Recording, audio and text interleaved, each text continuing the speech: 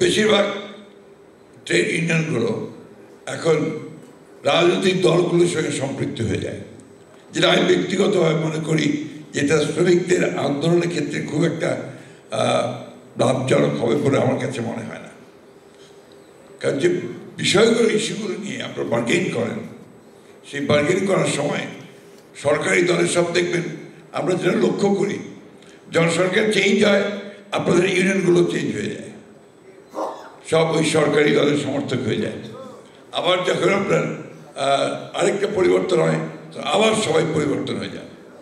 যে আমাদের শ্রমিক দল যেহেতু জাতীয়তাবাদী শ্রমিক দল নাম দিয়ে তারা আন্দোলন করছেন এবং দীর্ঘ আন্দোলন করেছেন এই সময়গুলোতে, সেটাও গণতন্ত্রের পুনরুদ্ধারের আন্দোলন। বেশিরভাগ রাজনৈতিক দল আমরা একটা ঐতিহাসিক জুলাই সনদে স্বাক্ষর করেছি এবং এটা আজকে সত্যি বাংলাদেশের রাজনৈতিক ইতিহাসে একটা অনন্য ঘটনা যে রাষ্ট্র কাঠামো পরিবর্তন, মূলনীতির সংশোধন, একই সঙ্গে আমাদের রাজনীতিকে আরও স্বচ্ছ করা, জনগণের কাছে পৌঁছে দেওয়া, গণতন্ত্রকে সত্যিকার অর্থেই গণতন্ত্রের প্রাতিষ্ঠানিক যে প্রতিষ্ঠানগুলো আছে সেগুলোকে প্রাতিষ্ঠানিকভাবে আরও বেশি উন্নত করা এবং গণতন্ত্রকে গণতন্ত্রের মতো চলতে যাওয়া, গণতান্ত্রিক কৃষ্টি অর্থাৎ ডেমোক্রেটিক কালচারটা গড়ে ওঠা, এই ব্যাপারগুলো কিন্তু এই সমাজের মধ্যে সবগুলোই আসতে সক্ষম হয়েছে। কালকে ছেলেরা একটা গ্রুপ তারা এখানে আপনার এসে বসে যায় এবং তারপরে একটা আনফর্চুনেট ঘটনা ঘটে, পুলিশ এবং ছাত্রদের মধ্যে একটা আপনার বলা যেতে পারে যে একটা ভায়োলেন্সের ঘটনা ঘটেছে। এই সময়ে এই ধরনের ঘটনাগুলো খুব গণতন্ত্রকে সাহায্য করবে না।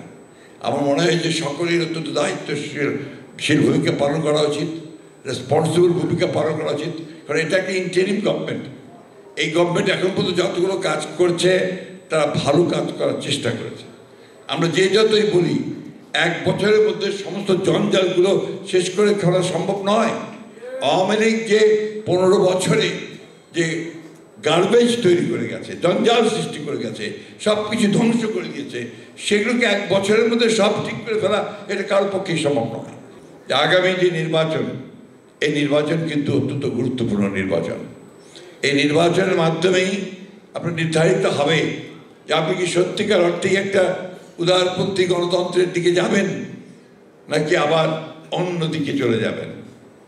আমাদের একথা ভুললে চলবে না, 1971 সালে যে স্বাধীনতা যুদ্ধ আমরা করেছিলাম, সেই স্বাধীনতা যুদ্ধ ছিল কিন্তু আমাদের জাতির একটা নতুন জাতির সৃষ্টির আন্দোলন, একটা নতুন জাতির উদ্ভাবন হয়েছিল। এবং সেই 1971 সালের যুদ্ধকে আমাদের সবসময় মনে রাখতে হবে যে that is the basis of our existence. আরেকটি কথা বলে শেষ করব যে এই নির্বাচন যেন অনুষ্ঠিত হয়, সবাই যেন অংশগ্রহণ করে। রাজনৈতিক দলগুলোকে আহ্বান জানাবো যে আসুন আমরা সবাই যেভাবে ছোটোখাটো আমাদের ভিন্নতা, এই দূরত্ব আছে সেকে দূর করে যেভাবে আমরা আপনার সনদ স্বাক্ষর করতে পেরেছি, আসুন আগামী নির্বাচন আমরা সেইভাবে আমাদের দূরত্বকে দূর করে আমরা আমাদের নির্বাচনটাকে একটা সত্যিকার অর্থেই একটা অর্থপূর্ণ নির্বাচনে পরিণত করি। অর্থাৎ একটা অবাধ, সুষ্ঠু, নিরপেক্ষ নির্বাচন হোক, সকলের কাছে গ্রহণযোগ্য নির্বাচন হোক এবং সেই নির্বাচনের মধ্যে দিয়ে যারা নির্বাচিত হবেন তারা আমাদের পার্লামেন্টটাকে সত্যিকার অর্থে প্রাণবন্ত করে গড়ে তুলবেন, অর্থবহ করবেন এবং সেই পার্লামেন্টই হবে আমাদের রাজনৈতিক কেন্দ্রবিন্দু।